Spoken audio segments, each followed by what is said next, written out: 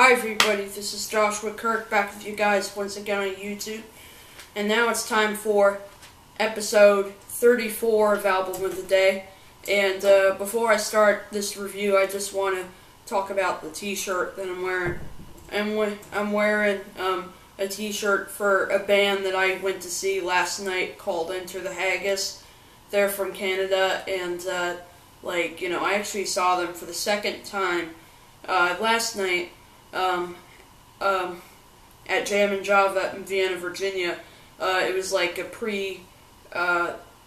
fireworks concert and barbecue because obviously, yesterday, they started the concert a little earlier than usual. They started it at like 7, and because, at around like 9:15 or something like that, people would go to see fireworks, on their way home and stuff like that.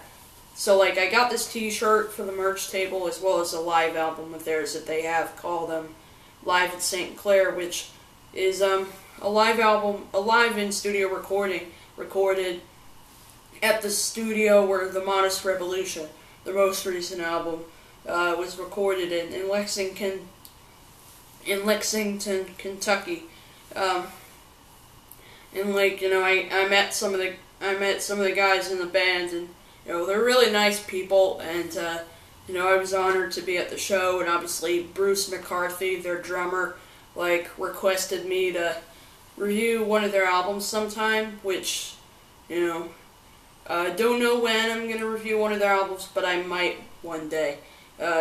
Doesn't matter if it's August or September or October or whatever, because obviously there's plenty of other albums I want to review besides Enter the Haggis. So you never know when I'm gonna review Enter the Haggis, but hopefully I will one day. So I'd like to thank Enter the Haggis for such a great show and for being really nice and being nice enough to say hello to me at least. And when I was having some barbecue, a couple of the guys from the band, Brian and Bruce, sat at the same table that me, Mom, and Dad, and a few other people were sitting at.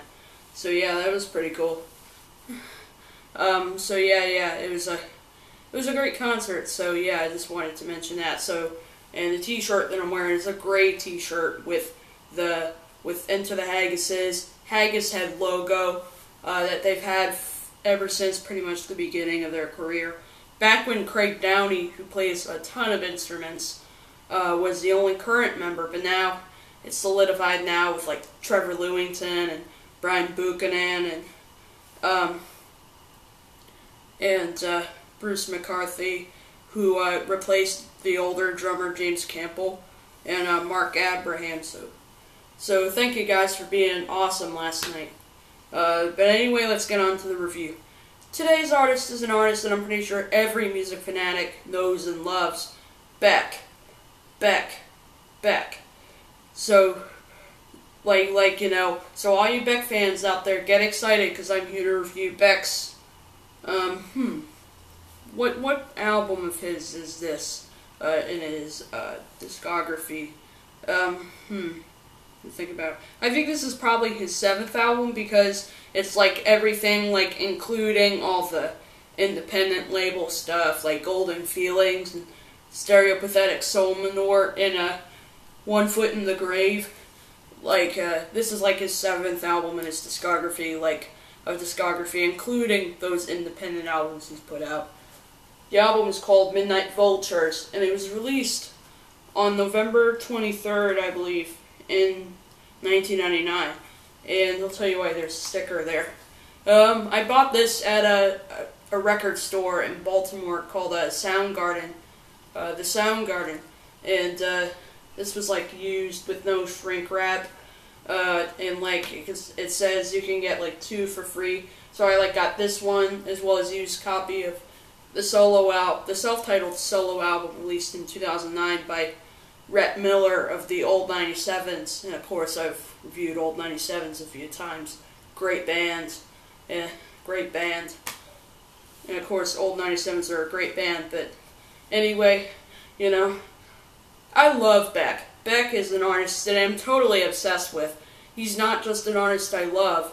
He's not just one of the most creative artists. He's like a guy I listen to on a daily basis.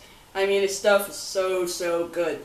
And this album is a total example of an album that I just put on non-stop because it is just a really, really good album. It's his grooviest album yet. So I listened to this album and I don't know how I personally don't know how you can not dance and sing along with this album because it is just so cool. But anyway, here's the front, spine, you have the spine and the back. And this is released on a DGC Records, aka Geffen Records. Which is like Geffen Records, Inc. The songs on here are Sex Laws, Nicotine and Gravy, Mixed Bizness, Get Real Paid, Hollywood Freaks, Peaches and Cream, Broken Train, Milk and Honey, Beautiful Way, Pressure Zone, and Deborah. And of course, all of you know the song Deborah. It's like, this crazy song that Beck has been singing for a while, ever since like maybe the Odelay tour or something. So yeah, anyway, I'm going to show you the inside of here. Some cool little artwork on here. There's like a booklet in here. And the difference between my copy of Midnite Vultures and most, maybe other people's copies of Midnite Vultures is that if you have Midnite Vultures, if you've owned it for a while, chances are you probably have it in a jewel case. But I have it in like an eco-friendly case, with all the paper, recyclable stuff. But anyway, there's lyrics and personnel for every song. I always like to see the lyrics.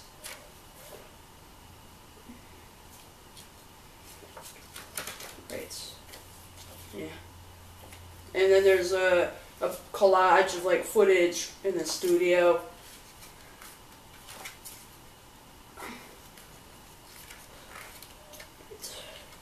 Don't know what that photo has in it, but, weird can be cool sometimes as far as artwork on albums goes. But anyway, there's like the extra credits, including the members of Beck's band and like their initials and all that stuff. Looks like some guy at like a cheap hotel in here or something like that with his shirt off.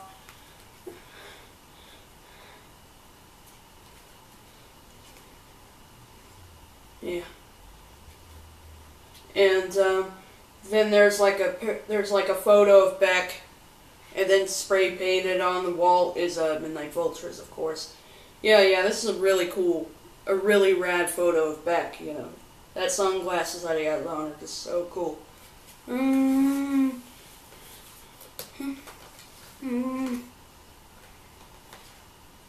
then there's the clear CD, which you can probably see the camera in there. And then there's like some weird picture. I don't know what that is, but it's cool. There's some cool pictures. There's some cool pictures in the artwork of this album. So, and there you go. That's Beck Midnite That's Midnite Vultures by Beck, the album packaging. So this album opens with the song Sex Laws, and right away this is a pretty groovy sound coming from this song that totally kind of, is like a sneak peek at what the rest of the record kind of sounds like overall. But Beck has a certain little uniqueness to his songs. In fact, a lot of people call him one of the most original musicians on the planet, and I agree with it. And I agree with those people saying Beck is very original.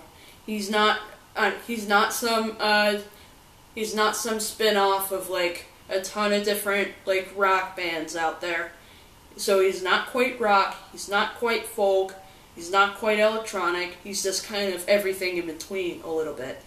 And this song has a really unique infusion of like some really groovy stuff, piano, bass, drums and guitars and horns and some background vocals. But then later in there's an unexpected fusion of bluegrass, pedal steel, and banjo, which, you know, kind of makes this kind of a weird but kind of unique combination. Because, you know, Beck's not afraid to combine a bunch of different things together that you may not expect to work, but then once you hear him infusing both of those entirely different music styles together, you notice how unique he can be and realize how he can really make music combinations that may not sound like they'd work into something that does work, into a fusion that does work with a combination of like the country, pedal steel, and banjo with like all the groovy stuff going on. And you know, there's a lot of falsettos on here. Like you can tell this is going to be a pretty falsetto-driven album. When you hear the Beck's vocals and then like some of those background vocals too. And the unique thing is, sure, half of the album does have real drums played by Joey Waronker, but the rest of the drums for the other half of this album are like programmed. So that's why I mentioned drums. The only difference is the drums on Sexx Laws are not real drums; they're programmed. But you know, the programmed drums really do work on here. Here on this song.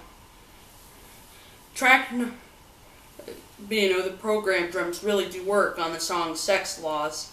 And, you know, it's kind of a song about, like, trying to defy, you know, the logic of Sexx Laws and, like, you know, just not being, and like, in the chorus, Beck mentions, like, you know, not being afraid to cry, although he's a full-grown man. Track number 2 is called Nicotine Gravy. Let me tell you this. Awesome track. It's got like some really funky stuff going on. You know, lots of synthesizers and barroom piano and guitar, and you know, some layered vocals and some multi-tracked vocals and and then there's the really funky clavinet. You know, there are a few things along the way that you may not expect to hear on this song, but at the same time do add to it. Like, for example, in the middle of the song, unexpectedly, a string section comes in, which sounds like the kind of string section you'd hear in one of those, like, old drama movies or something like that. And then, like, the beat is really catchy, and I really love the falsettos on this song, especially the one that goes, I don't want to die tonight, I don't want to die tonight. That one is just so catchy. I could sing that all day. I love that part. I love that falsetto part on the song Nicotine Gravy that Beck does. Like, you know, there's lots of layered vocals on this album.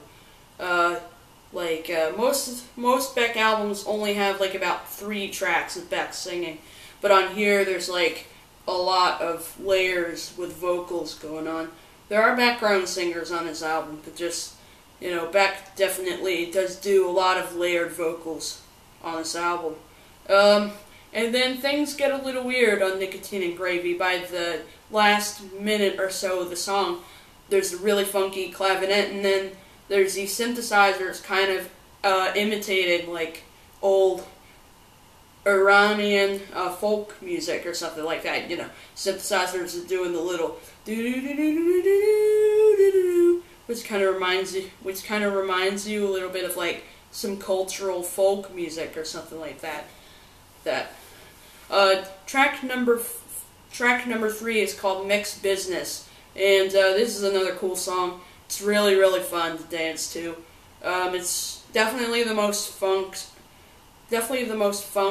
song on this album, with the mixture of drums, bass, percussion, guitar, synthesizers, some horns, vocals, and then there's some vocoders on here, which totally add kind of the electronic effect to the song, provided by Beck himself a little bit, and Roger Manning, the keyboardist in Beck's group, in Beck's touring band.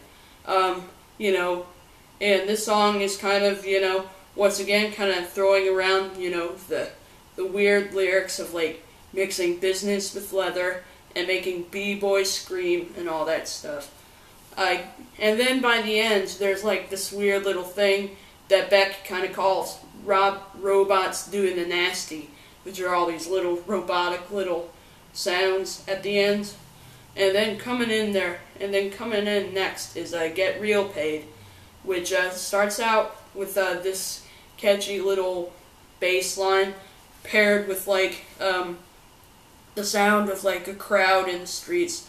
And then, you know, coming in, there's the beat and some more synthesizers, and, you know, and the vocals on here are, like, mostly, like, harmonies on here of, like, you know, Beck, Roger Manning, along with a couple of background singers, like, actually singing together on this song. And it's, you know, a really cool kind of old school kind of Super Mario game-esque kind of synth odyssey going on for this song.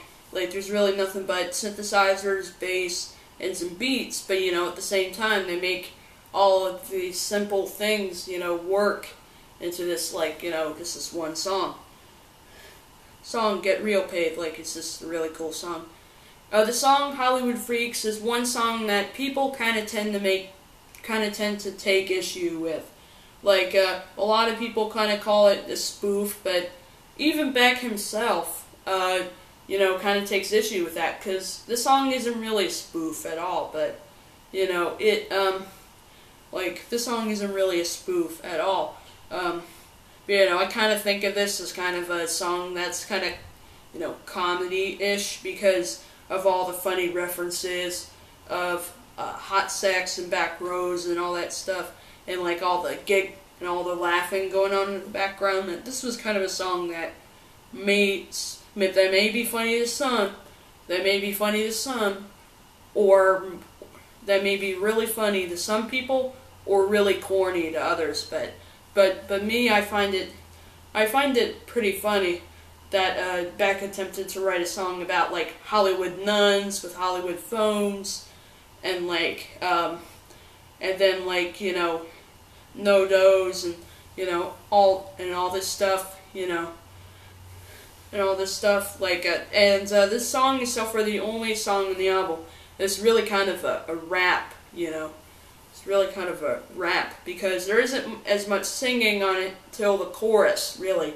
The rest of it is mostly just spoken words going on here, which, you know, isn't surprising for Beck, because Beck has done plenty of songs that have this kind of, you know, rappy feel to it, with, like, for example, Loser, of course, and Sweet Sunshine, Hot Wax, and High Five, and Where It's At, of course. Songs like that aren't as much like songs as they are kind of just Beck, you know, rapping about stuff. Just Beck rapping about stuff. And, you know, and the song Hollywood Freaks has a catchy little bass line, cool little beat to it, this really kind of, this weird little synthesizer thing in the background, and plus, you know, another funny point in the song is there's actually some vocal pitch shifting on the song, like, you know, by the end of it, after the line about, like, shopping at Old Navy and probably having a baby, there are, like, you know, some vocal pitch shifting going on, which, of course, a lot of people get super angry when they hear vocal pitch shifting in music, but, you know, when I hear the vocal pitch shifting, for some reason I get this grin, like, you know, that's just somebody being creative, and at the same time a little weird, too. Because, you know, weird can be cool, like, you know, the only time where vocal pitch shifting really works is if, you know, it kind of, you know, just sounds pretty appropriate for the song. It kind of sounds like, that that may remind some people of like that moment in the movie Terminator where like the Terminator's face slips off. Track number 6 is called Peaches and Cream, and this is kind of a more bluesy kind of song with the use of like slide guitars and lots of percussion and, you know, the really high falsetto, you know, and, you know, the really high falsetto on here too. Like, just, you know, a catchy song. And then by the ending, it gets like this weird kind of churchy kind of organ, some percussion and beats, paired with like this chorus of people singing, "Keep your lamplight trimmed and burning," like singing that, you know, really catchy right there. The song Broken Train brings out lots of weird instrumentation with like, there's Beck playing a marimba as well as some really spooky keyboards and boards and, you know, and lots of percussion, and there's like, you know, do I hear a cowbell or something in there? If I do, nice. And there's even a blues harmonica on the song, which you wouldn't expect a blues harmonica to be in this kind of funky song, but if you think about how creative Beck is, you realized how you could take a blues harmonica, put it on any song, and it's going to sound great. In fact, a lot of people don't even talk about Beck's harmonica playing, which is odd because I think Beck is such an amazing harmonica player, you know, as well as an amazing singer too. So yeah, I just wanted to talk a little bit about Beck's harmonica playing because this is so cool. Because you know, he's great at playing the harmonica, which for some reason a lot of people don't talk about, but you know, I think Beck's harmonica playing totally makes, you know, any one of his songs, you know, better in my opinion. Track number 8 is called Milk and Honey, and this is probably my favorite track on the record. It's Justin Meldal-Johnsen, the bass player in Beck's touring band, is probably his favorite moment on here too. Like, it's a song that's, you know, kind of this rocker because it's got like some loud drums and, you know, heavy guitars and piano. But you know, there's some elements in it that kind of, you know, strip it away from like the traditional rock song. Like, you know, they add in like some electronic drums and, you know, lots of synthesizers too. Synthesizers to make this not quite a rock song and not quite an electronic song, but just kind of doing everything in between.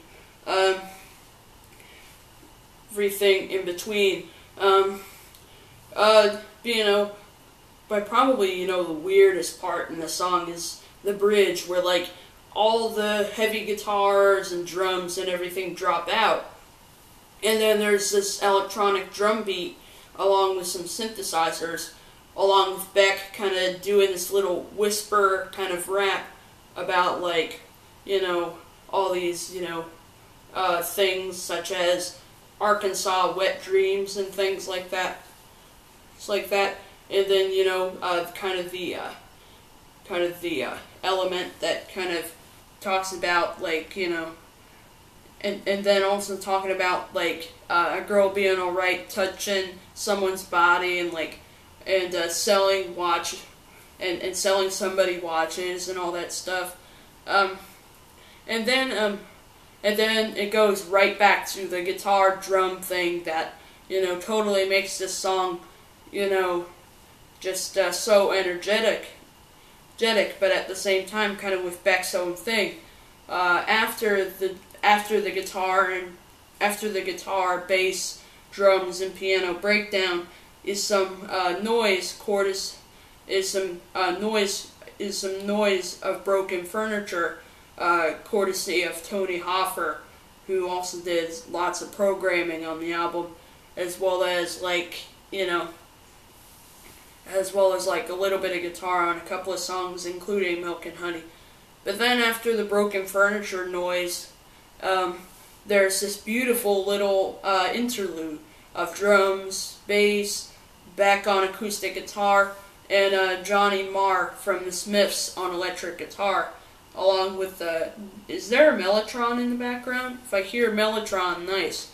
You know, it's just a beautiful little outro, as well as some layered Beck vocals singing like Milk and Honey with like low and high vocals.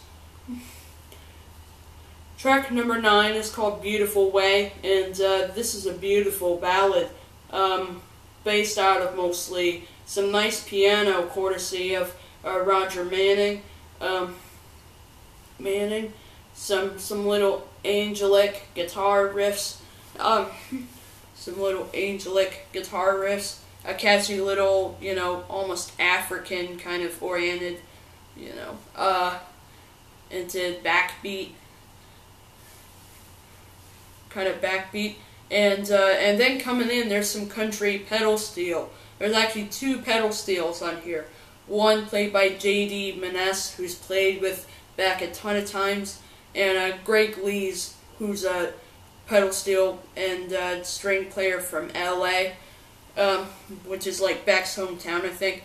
And then in the background, there's Beth Orton singing some background vocals, and both the voices of Beck and Beth Orton seem to work together, although Beth Orton's voice can be a little hard to hear because her voice is recorded way in the back on this song.